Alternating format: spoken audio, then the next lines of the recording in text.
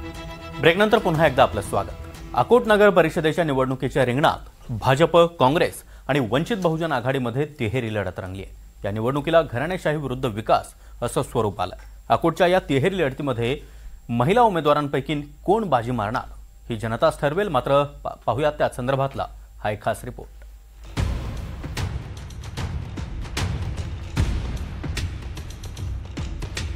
अकोला जिल्ह्यातील अकोट नगर परिषद निवडणुकीत नगराध्यक्षपदासाठी 8 महिला उमेदवारांमध्ये जोरदार लढाई पाहायला मिळतेय।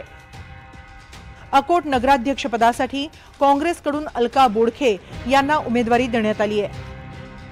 अलका बोडखे या माजी मंत्री रामदास बोडखे यांच्या सून आहेत। त्यांचे पती संजय बोडखे माजी नगराध्यक्ष राहिले। शहरातील प्राथमिक गरजा, आरोग्य सुविधा आणि नगरपालिका शाळांचा दर्जा सुधारण्यावर त्यांनी भर दिलाय।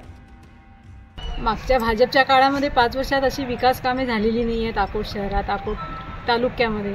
पण जर मला निवडून दिलं तर मी सर्वात आधी नगरपालिकेच्या ज्या शाळा आहे तिथे जे शिक्षण पाहिजे, कॉन्व्हेंटमध्ये मुलांना भरगोच फी द्यावी लागते, ती फी कमी म्हणजे गरिबांना कसं सुविधा देता येईल त्यावर लक्ष देईल। आणि आरोग्य सेवा केंद्र आहे आमच्या एरियामध्ये गोलबाजारमध्ये, तिथे सगळ्या सुविधा व्यवस्थित करेल। बाजारपेठ आहे आमची, ती अस्ताव्यस्त आहे, त्याला सुव्यवस्थित करण्याचा प्रयत्न करेल।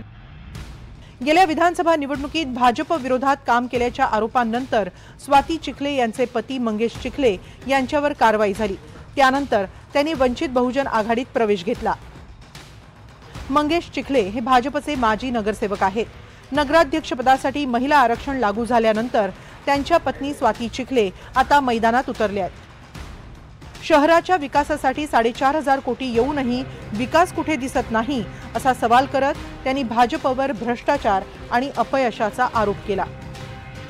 आणि मला आज सांगा, या 4.5 कोटीत एक शहर तयार झालं असतं, मग हे 4.5 गेले कुठे? आज तुम्ही येताना आत्ताच तुम्ही मुद्दा सांगितला की तुमच्या गावचे रस्ते हो राजे हो, येताना तुम्हाला प्रॉब्लेम झाला।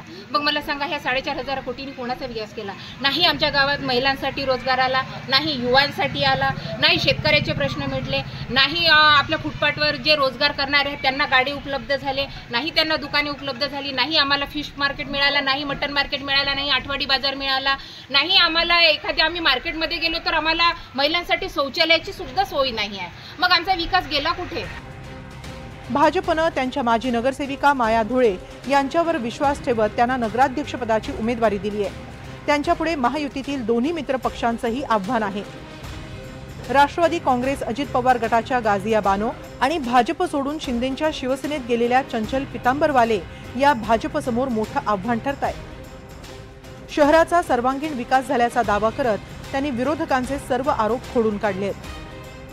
जर 3 टर्म जर आमदार साहेबांना जर अकोट देऊ शकते, जिथे कधी इतिहास नव्हता की 1 टर्मच फक्त आमदार निवडून येईल म्हणून, तिथे 3 टर्म जर प्रकाश भारसाकड्यांना जर देऊ शकतात, आमचे आमदार साहेबांनी एवढा विकास केला, त्या विकासाच्या दृष्टीनेच, विकासाच्या याच्यासाठीच तर अकोटवासियांनी त्यांना एवढी मोठी उमेदवारी दिली, परत निवडून दिलं 3 वेळा, तर ते कोणत्या याच्यावर म्हणू शकतील की विकास झाला नाही? मी त्याच बेसवर चालली की प्रत्येक गल्लोगल्लीत विकास आपल्या आमदार साहेबांनी केलेला आहे, तो पूर्ण विधानसभेचा केला, अकोटचा तर भरपूर झालाच आहे। त्या बेसवर मी आतापर्यंत मतदारांपर्यंत चाललेली आहे की विकास झालेला आहे।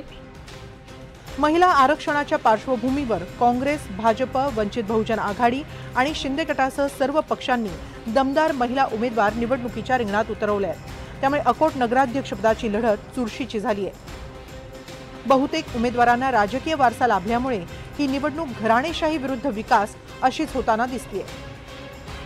योगेश शिरसाट, NDTV मराठी, अकोला।